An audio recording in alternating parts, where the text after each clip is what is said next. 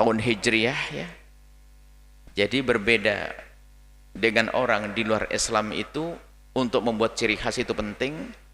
Kisahnya Sayyidina Umar bin Khattab itu kan menggunakan hari-hari, tanggal, tahun itu sama dengan orang di luar Islam. Kemudian beliau dan para sahabat punya ide, bagaimana agar kita punya penanggalan yang khusus, tahun yang khusus. Maka setelah itu dikukuhkanlah tahun Hijriah, yang waktu itu tahun Hijriah itu diadakan, dimulai penghitungannya dalam zaman Sayyidina Umar bin Khattab. Sehingga memulainya kapan? Banyak pertanyaan, mulainya kapan, mulainya kapan, mulainya kapan? Musyawarah, musyawarah, musyawarah, lalu ditentukan tanggal 1 bulan 1 tahun 1 adalah jatuh di bulan Muharram waktu itu. Pertimbangannya apa? Waktu itu orang berbondong-bondong dari penjuru dunia lagi haji dan umrah. Disitulah diberi pesan bahwasanya tanggal 1 nanti adalah tanggal 1 bulan 1 tahun 1 untuk disebarkan ke penjuru dunia. Maka mulailah tahun baru Hijriah. Maka bersama ini juga kami himbau agar kita kembali kepada apa yang ada di dalam Islam. Niat Sayyidina Umar bin Khattab untuk berbeda dengan yang lainnya, dan juga diajarkan Nabi berbeda itu penting untuk punya ciri khas. Maka mari kita budayakan anak-anak kita, keluarga kita untuk bisa kembali kepada tahun Hijriah. Dan hukum-hukum dalam kehidupan kita ini, kalau urusannya dengan tahun adalah tahun Hijriah. Puasa bulan Ramadan Hijriah, bulan haji Hijriah. Nggak ada bulan haji nanti ketemu bulan yang lain, harus Hijriah. Kemudian penghitungan ibadah adalah Hijriah. Dan kita harus sadar bahwasanya kita sudah kalah, bahwasanya budaya dan kebiasaan kaum muslimin sudah mulai ditinggalkan. Bukan tidak boleh kita pakai Januari, Februari, Maret, April, Mei, Juni, Juli, Agustus, karena itu adalah penanggalan dunia. Akan tapi menjadi masalah jika Anda sudah tidak bangga lagi dengan bulan dan tanggal yang ada hubungannya dengan Hijriyah. Bahkan mungkin tidak tahu, dari 100 orang misalnya, kalau kita panggil, tanyakan tanggal lahir anak pertamanya itu tahun berapa, kira-kira yang menjawab Hijriah ada berapa kira-kira? Atau mungkin lebih dalam lagi, nggak usah jauh-jauh yang di sana deh, yang hadir di majelis ini, kalau seandainya dites, apakah bisa menyebut bulan-bulan Hijriah? Kemudian pertanyaannya adalah, yang tidak bisa menjawab nggak boleh pulang. Jangan-jangan semuanya nggak pulang, ini kan bahaya. Artinya memang kita harus mulai kembali kepada budaya-budaya yang ada di dalam Islam. Dan ulama-ulama dahulu itu dengan kecerdasannya, memang sampai zaman dahulu ini kan termasuk pergeseran budaya ya. Kita sudah kalah di masyarakat kita dulu itu. Penulisan surat penyurat itu pakai huruf Arab, bahasa pego, bahasa Arab, tulisan huruf Arab, biarpun bahasanya bahasa Jawa atau bahasa Indonesia. Bahkan kitab-kitab dahulu masih ada. Kitab misalnya kitab Sabilil Muhtadinya Syekh Arsyad Ad-Banjari pakai. Kitab-kitabnya ulama-ulama dulu itu bahasa Indonesia, tapi pakai tulisan bahasa Melayu, tapi pakai tulisan Arab. Dan itu membudaya pada zaman dulu, sehingga biasa. Bahkan kita temukan justru hilang di Jawa, yang pusat Islam dulu ada di Jawa. Bahkan kita temukan di daerah Sumatera sana, ada jalan-jalan itu adalah dengan tulisan Arab. Kalau tidak salah kita pergi ke satu tempat, misalnya dari Pekanbaru kita pergi ke mana? Siak kalau tidak salah. Coba barangkali ini Siak. Itu semua jalan-jalan ada tulisannya pakai tulisan jalannya pakai huruf-huruf Arab. Dan itu yang masih mempertahankan budaya Islam yang ada pada zaman itu. Akan tapi dengan kekuatan budaya Belanda waktu itu, akhirnya kita bergeser.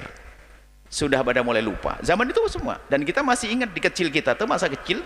Dan kami pun belum terlalu orang kuno-kuno amat kok. Anda masih menemukan penulisan dengan huruf Arab tapi pakai bahasa Indonesia. Dan kita juga masih ingat, dan sampai hari ini pun masih mengingat, bulan-bulan Arab itu diterjemahkan ke dalam bahasa lokal yang mudah, yang akhirnya dihafal oleh masyarakat. Bulan-bulan Arab. Kalau Muharram kan istilah baginda Nabi, tapi dalam Muharram ada istilahnya hari Asyura, karena yang paling inti di bulan Muharram adalah Asyura. Maka di Jawa ada Suro. Jadi bulan-bulan Jawa, lihat, kalau masih Mohon maaf, kami kan belum terlalu kuno-kuno amat ya ini orangnya. Tapi kita masih ingat hafalan-hafalan bulan-bulan Jawa. Kami yakin di Sunda juga ada, di masyarakat Islam yang lainnya Buya ada. Melokalkan adalah nama-nama bulan Arab itu. Suro, Safar, Mulut, Ba'da Mulut, Jumadil Awal. Ini yang bahasa lokal ya. Kami tidak Safar, Muharram, Safar, Rabiul Awwal, Rabiul Tsani, bukan itu. Kita pakai bahasa Jawa saja. Menunjukkan bahwasanya orang dulu dengan kecerdasan mereka ingin budaya-budaya Islam Arab itu dibawa ke dalam budaya mereka sehingga sudah menyatu.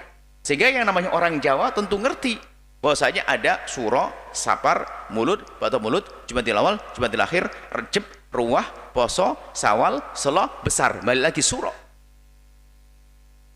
Padahal orang Jawa waktu itu juga punya sendiri penanggalan. Huruf Arab difahamkan kepada masyarakat Jawa waktu itu. Padahal Jawa itu punya Hono, Coro, Kodoto, Sowolo, Podo, Joyo, Nyomondo, Ponggo, Potongo. Huruf Jawa itu lihat.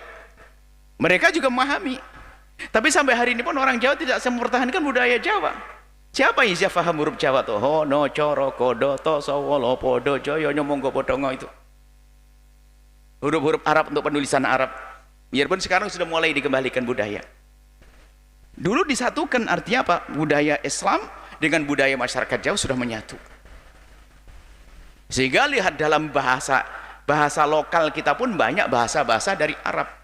Namanya rahmat, hidayah, ya kan? Begitu. Nikmat, itu bahasa apa? Kalau dikumpulkan kayaknya bisa ngomong Arab semuanya kita. Wah, gimana? Hidayah, nikmat, rahmat. Wah. Semuanya adalah kurang lebihnya seperti itu. Artinya ayo kita bangga dengan yang dibawa oleh Islam, budaya-budaya termasuk bagaimana kita budayakan kembali anak-anak kita untuk menghafal bulan-bulan Arab atau biarpun terjemahannya dalam bahasa lokal kita, kemudian juga mengerti kewajiban atau sunnah-sunnah yang ada di bulan. Kalau kita tidak menghafal Muharram, Safar, kira-kira kapan kita tahu bulan Asyura, hari Asyura? Karena kita tidak pernah mengingat. Tapi di saat kita mengingat akan tahu. Baik, ini juga penting maknanya, ada keterikatan hati kita dengan segala sesuatu yang ada hubungannya dengan agama, dengan syariat Nabi Shallallahu Alaihi Wasallam. Tanpa harus mencaci, mengolok, membenci, mengingkari, misalnya penanggalan-penanggalan di tempat lain. Apa penanggalan agama lain? Nggak ada masalah. Tanggal itu menghitung hari kok. Masalah asal usul penamaan bulan itu adalah itu kan nggak terlalu penting. Yang penting bulan Januari juga kita percaya Januari ada penghitungan atas dasar penghitungan matahari misalnya. Januari, Februari, Maret, oke. Adapun makna Januari ini adalah terlepas dari itu. Kita menggunakan Januari tidak mengikuti pemaknaan artinya. Hanya yang perlu kami tekankan di sini, ayo kita mulai bangga, kembali bangga dengan apa yang dibawa oleh baginda Nabi Sallallahu Alaihi Wasallam, dibawa oleh Islam, dan segala aroma-aroma yang ada urusan dengan Islam. Ayo kita jadikan, kita menyenangi, menyukai, kita buat kebiar agar anak-anak ingat. Maka dan insya Allah nanti tahun baru Hijriah ini hari berapa? Hari apa kira-kira? Hari Selasa atau Rabu? Jumat ya. Di sini kita akan mengadakan kebiar tahun baru Hijriah.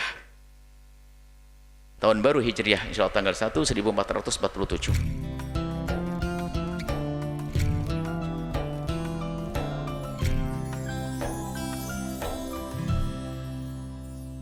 Sahabat Al-Bahjah TV, setelah menyaksikan video ini, jangan lupa bersolawat kepada baginda Nabi Muhammad.